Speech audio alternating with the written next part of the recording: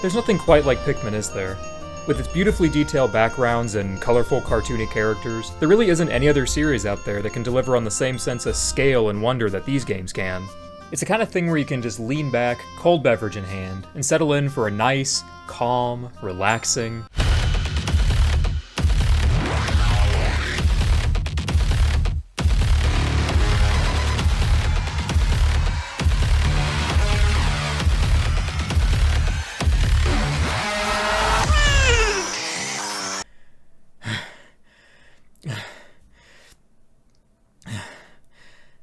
It's a good game. Hey guys, thanks for watching the video. Put a lot of work into it. Remember to like, comment, and subscribe, and big shout out to my sponsor, Ray! Okay, so maybe Pikmin isn't always the most relaxing thing in the world to play, but it is still super fun, with Pikmin 2 being one of my favorite games of all time. So I wanted to take the chance to rave about why I love it so much, and it's my hope that by doing so, I can forge some sort of unholy pact with the great Nintendo gods to get the 4th game finally announced. Come on guys, it's been 7 years! Pikmin is a Nintendo franchise that had its first appearance on the GameCube back in 2001. Since then, it's had a handful of sequels, and just a ton of spin-offs. Ah! Whichever game you boot up though, the base premise is always about the same. Using the tiny army that follows you around, you have to find and collect various objects that have been scattered across a mysterious alien planet. Pikmin 1 has you controlling Captain Olimar, finding your lost spaceship pieces before your suit's life support fails and you succumb to the deadly levels of oxygen on the planet's surface. Pikmin 2 has you going treasure hunting on that same planet to pull your company out of debt. Meanwhile, Pikmin 3 has you finding food for your starving home planet. No matter what though, the Pikmin themselves are the main aspect of the game. Between using them in battle and needing to keep their numbers up, their survival depends on you as much as yours depends on them. Let's explain the Pikmin though. Their name comes from Pik carrots, a vegetable native to Olimar's homeworld that bears a striking resemblance to the Pikmin themselves. At their core, they function a lot like ants, relying mainly on swarming enemies and dealing chip damage till their HP drops to 0. Thing is though, much like ants, Pikmin can be really dumb if left on their own. So, in order to stand a chance of surviving, they enter a symbiotic relationship with something bigger and stronger, using it for guidance in exchange for whatever that creature wants to do. But what exactly can a Pikmin do? Well, typically it boils down to one of different options. We got things like wait here, carry this, or kill that thing. Later on, when a Pikmin's done with its assigned task, it kinda goes into sleep mode for a little bit, waiting faithfully in that one spot until its leader eventually returns to pick it back up. And that can get pretty dangerous sometimes, especially if Olimar happens to be far away when an enemy comes in next to your unguarded- What the heck is this?! So, in the end, while the captains might not always have the best strategies, sticking with the captain helps the Pikmin survive a lot more often than they would on their own. And the Pikmin themselves are some of the most endearing mascot characters you'll ever meet. They're curious, they're adorably stupid, and some of the noises they make are just the cutest things ever.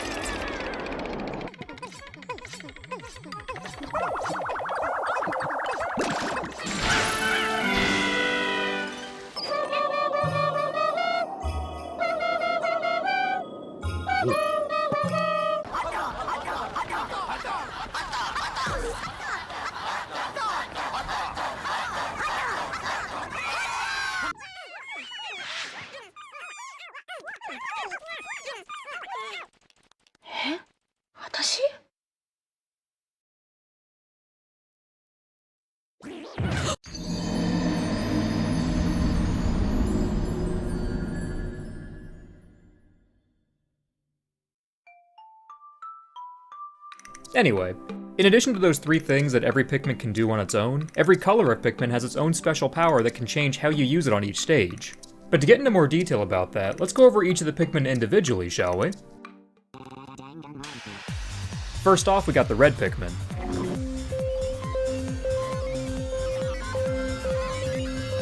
Red Pikmin are totally heat-proof, and they have a bit more force behind there than most of the other colors, which in turn makes them ideal for taking down enemies really quickly.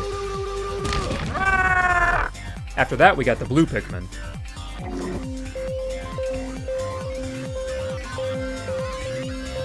Blue Pikmin are amphibious, and they're often the only way to grab an underwater treasure or solve some sort of water puzzle on the map.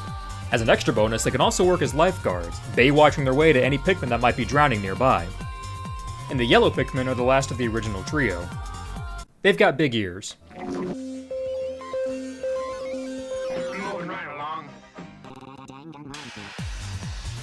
With the advent of Pikmin 2 came the Chonky Boys.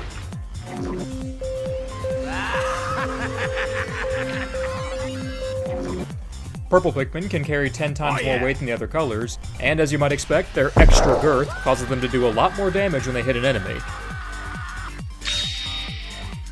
Following them is the white Pikmin.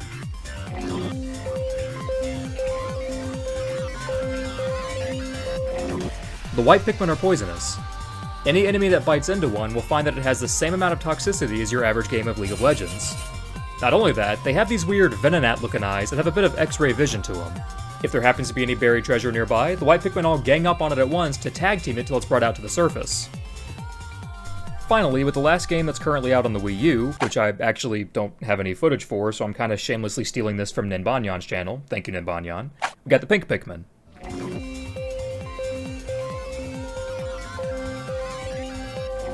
Pink Pikmin can fly.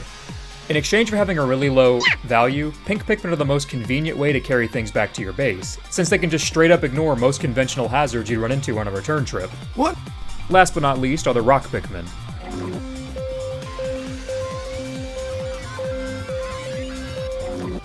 Thanks to their rock shells, rock Pikmin are totally fine being run over or stabbed, and they're the only way to break through a lot of barricades like glass walls or crystal enemies in the third game.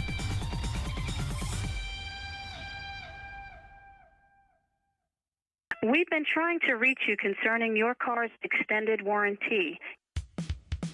So yeah, between their individual utilities and just the general personality they always exude, it won't be long before you get attached to them.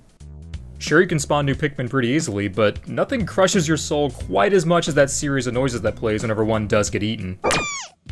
And seeing that final results screen that tells you how well you did at the end of each day, that doesn't help your guilt either.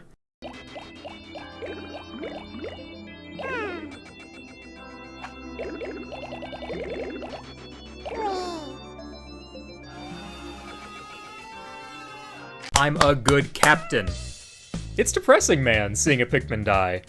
You run around like a madman trying your best to keep your boys safe from giant monsters, falling rocks, the very elements of nature itself, until eventually...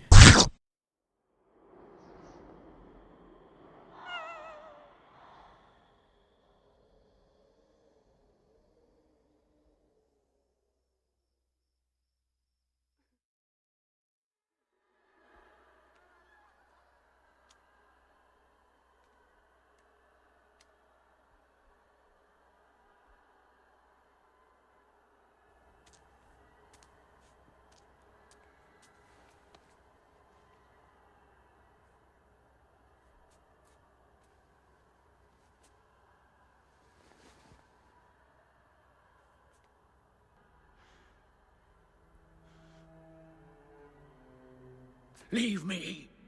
Louis. Back to the mechanics, though. A major gameplay point in the entire series is that Olimar and the other captains can only have 100 Pikmin active at any one time. What this means for you is that you have to start strategizing a bit, getting a party of Pikmin that can not only handle the enemies that are out there, but also handle the obstacles that you find too. This also means there's going to be times you need to split your army up and leave a group on standby, which in turn makes your overall combat force weaker until you regroup. There's a nice balance between strategy and straight-up Leroy Jenkins tactics that Pikmin pulls off really well. Oh my god, he just ran in. Save him! Oh geez, stick to the plane! Oh Jesus, let's go. Stick to the pledge, But alright, now that we've got all that exposition out of the way, a good 9.5 minutes in, I'm going to go ahead and switch over to the second game specifically, since it is the main focus of this video.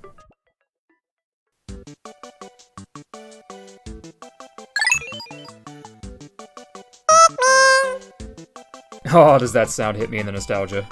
Like I said before, Pikmin 2 centers around Olimar, this time joined by his coworker Louis, exploring the Pikmin planet in search of treasure. See, during a recent job, Louis here tragically lost his entire shipment of golden Pikpik carrots to a ravenous space bunny attack. This forced their boss to take out a massive bank loan, and with no way to pay it back, the company's pretty close to going bankrupt. Luckily though, as it turns out, the planet is just rife with random garbage that's worth some big bucks back in Olimar's homeworld. To give you a point of reference, this bottle cap's apparently worth more than an entire year's worth of Olimar's salary. So, the main plot of this game can be summed up as... We've got to have money. In the first Pikmin, you were in a race against time with your failing life support systems, while in the third installment, you had to worry about keeping your crew alive with a dwindling food supply. So, in both of those games, micromanaging your day became an essential skill to avoid a game over. With Pikmin 2, though, you get to take things more at your own pace. Without a final date looming over you, you can spend your days doing whatever you want to do without feeling like you've wasted valuable time. Overall, one of the biggest reasons I like this game specifically is that it has this air of calm to it that makes for a really great experience. Is it over yet? No! To me, though, the best part of this game has always been the treasure collecting. Treasures! It's just so viscerally satisfying watching that money counter go up whenever your ship sucks up something new. In that same vein, you'll also have to collect monster bodies to spawn new Pikmin for your army. Instead of bringing them back to your ship, the Pikmin carry monsters to the onions, which are essentially mobile Pikmin nests separated by color. After being absorbed by the onion, the monster corpse will be converted into fertilizer, and new Pikmin of that color get shot out into the world. Going back to the treasures themselves, though, these things have a surprising amount of detail crammed into them. Olmar's getting all this stuff for work, so he has to catalog everything he finds into the Piklopedia, a kind of Pokédex-style database that he and his crew run. But even the most mundane objects are completely alien to him, and so with no way of knowing what something is originally used for, he ends up having to make his own... educated guesses. This fossil was dug up deep underneath the awakening wood. Given its shape and morphology, I suspect that it is some kind of prehistoric sea creature. If so, it's feasible to say that the whole region was once situated on the ocean floor. Some works of fine art are timeless, while others are fleeting. Once lit, this sculpted pillar of wax will burn with glory for a short time before flaming out. The purpose of this piece of art is to help us all envision our final moment of flaming glory. Some things on this world can't be understood, no matter how much I analyze them. For instance, this is the first time I've tasted this, yet it has a nostalgic taste. It's inexplicable. It tastes like something my mom has made for me by hand. Hey, wait a second. These donuts are great! Jelly-filled are my favorite! Nothing beats a jelly-filled donut! It really is all the little details that make this game so engrossing to play. Something that I love personally is how much of a family man Olimar actually is. His logs are constantly talking about how much he misses and loves his wife and children, and how much he dreams of taking certain things back as gifts for them. This tasty red snack isn't quite a fruit, but doesn't seem like a vegetable either. I've analyzed it extensively, and it appears to be releasing stimulating pheromones. Maybe I should feed it to my wife. Olimar, you got some plans for your first night back home? It's abundantly clear just how much love was put into every single one of these treasures, and tracking them down ends up being half the fun. They can be hidden pretty much anywhere, from out in the open, to buried underground, and even in the stomachs of the monsters you fight. But if you want to start earning some real money, you're going to have to dig a bit deeper than that. While you're out exploring the various locales, every now and then you run across a hole in the ground. Is this a hole I see before me? If you're feeling adventurous, and if you get enough Pikmin for the job, you can indulge in a little bit of cave raiding, and that's where dungeons start coming into play. Each dungeon is its own little micro-ecosystem, with a set number of enemies and treasures on each floor. While the gameplay is pretty much the same as it is on the surface, there are a few key differences that spice things up a bit. For starters, the major benefit of a dungeon is that time doesn't pass while you're exploring it. Once you leave one, you're brought back to the surface at the exact same time you started in. So if you clear a path to multiple dungeons at once, it is totally possible to burn through a ton of them in a single day. And hey, since there isn't a time limit, you can be a bit more strategic in how you explore new areas. While they can't exactly take down a Bulborb in 2 seconds like an army of Pikmin can, the captains can at least hold their own to a certain extent. Which means you can send them in solo and have them scout the area without risking any Pikmin lives in the process. They don't really do too much damage at first, but then once you get that rocket fist...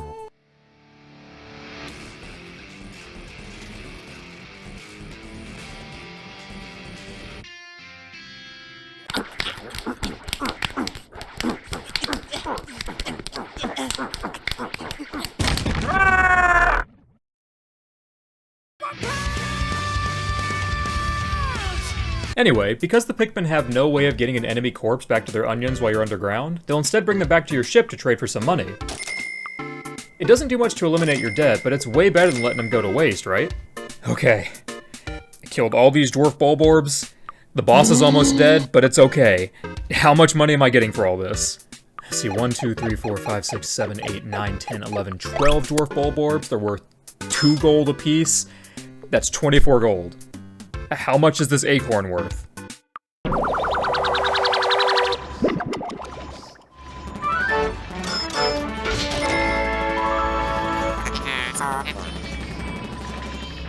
The main problem with that, though, is that your usual method of replenishing your Pikmin supply won't work. If you're too careless with your troops, you might be left with no choice but to abandon a treasure and come back for it later. The second problem comes from how you actually get out of a dungeon. If you make it all the way to the end, that's a wrap, obviously, but if you find yourself running low on min power, you might have to pull out earlier than you'd like to. To do that, though, you need to find an exit path, and they're not always easily available. It's not uncommon for you to be hit way harder than you expected on a lower floor, only to realize that the nearest exit's another 3 floors away. So when that happens, it becomes a game of, please Lord, I just want to go home, why are there so many enemies down here? I can't risk losing any more of my babies, what the heck is that? The design of the dungeons is pretty fun too. You've got the usual dank cave, but then you also have things like the rusted remains of giant machinery, what looks to be a child's playroom, and even a shower.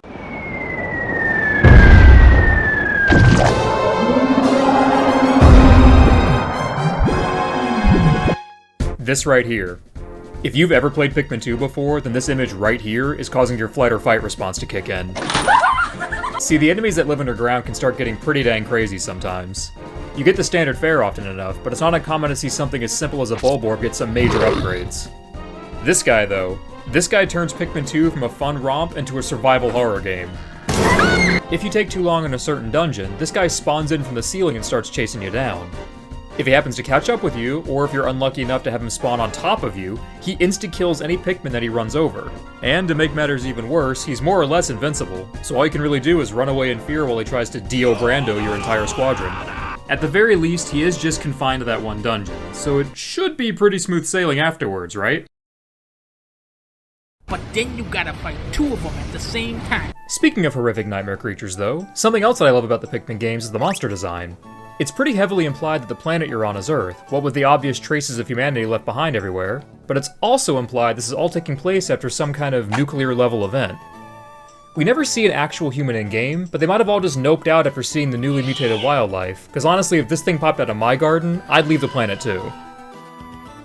Wait, could the reason some dungeons look like playrooms be because we actually dug into a fallout shelter? I mean, I always wondered how there could be a literal sunny sky and grassy field underground, but if it's all just a fake recreation... Anyway, what's cool about the monsters is that each one has different behaviors that can affect how you need to approach them. For example, normally you can deal with the fire and water blowhogs by just rushing them down with sheer numbers. However, they have a habit of bucking your Pikmin directly in front of them, instead of the usual random scattering that most other enemies use. Typically, this is so your Pikmin are lined up for its breath attack, but something interesting happens when you find blowhogs further into the game.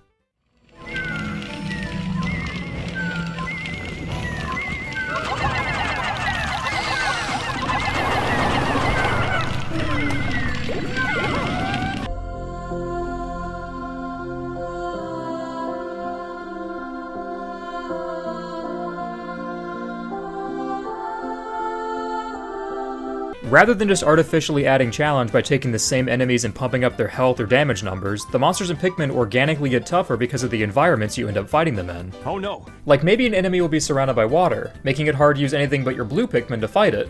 Maybe an enemy that normally just causes a distraction will be guarded by more legitimate threats. Or maybe an enemy will just drop from the friggin' sky while your back is turned and wipe out all your Pikmin. There really is no limit to the number of ways you can get hit with curveballs in this, so fighting the same bad guys always feels like a fresh experience. And for some extra fun, all the enemies that you beat end up fleshed out a bit more in the Piklopedia. While Olimar talks about the biology of the monsters, detailing things like their genus and natural behavior, Louis has his own section dedicated to various ways to prep them for dinner. Finally, something favorite. For some extra fun, you can also go into a little zoo-like mode where you get to feed the monsters some of those Pikpik carrots from earlier. But at the end of the day, when you've gathered all your treasure, when you've tucked your Pikmin safely away in their onions, and when you've deleted all the spam emails that are clogging up your inbox, nothing else in the game can really compare to the best part.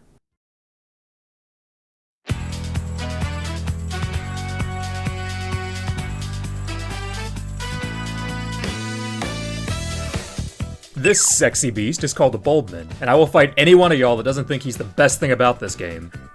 Appearing in only a select few dungeons, the Bulbman can be found leading its own squadron of smaller Bulbman. At first glance, they appear to just be regular enemies, but if you manage to take out the pack leader, something strange happens.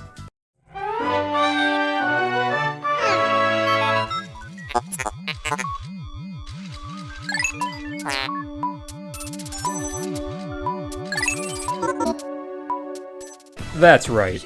As you might have guessed, these little guys are actually another breed of Pikmin. Or, to be more specific, this part is. At some point in their life, they're able to hijack the motor functions of a regular bulb orb, taking control of its movements in a Last of Us type scenario. And now that a Pikmin's the one calling the shots, the Bulbmen adopt the standard Pikmin behavior of falling behind a stronger leader for guidance. So, once you assert your dominance over that leader, they switch over to your side for protection. The pack leader will only have troops with it if your army suffered some losses, up to a cap of about 10. Meaning, if you've got at most 90 Pikmin, you'll find at most 10 Bulbmen falling behind the big guy. Once you've got them though, they make a fun little addition to your army, since they're totally immune to most elemental hazards. Plus, if you run into one of those Pikmin trading flowers, and if you don't have a human soul, you can toss them in there to get some Pikmin for free. Unfortunately, the biggest drawback for the Bulbmen is that you can't take them out of the dungeon you find them in. That might be due to their underground nature, or maybe they're just too heavy for the exit geysers, but either way I hate it. I want to bring my doofy children back home with me. It's just a greasy spoon without you.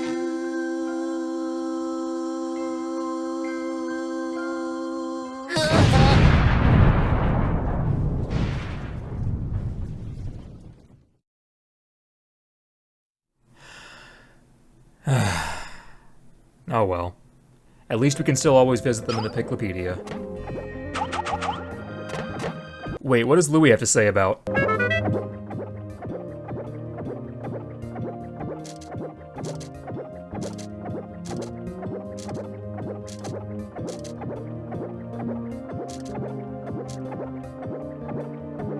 Louis, what the fuck?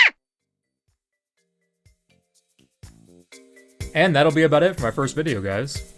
I've never done anything like this before, so if you stuck with me the whole time, I really do appreciate it.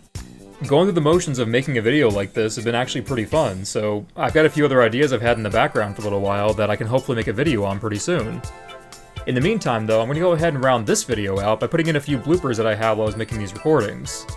So I hope you guys enjoy, and I hope to see you next time. In the first game, you play as Captain Olimar, an alien that crash lands on a mysterious planet while out on a job assignment for your galactic simping company. Your galactic simping company. Okay. I killed all these dwarfs. I killed all these Rolfs. Next up is the Suicide Squad of Pikmin with the white boys. Let's not say that. Let's not do that one.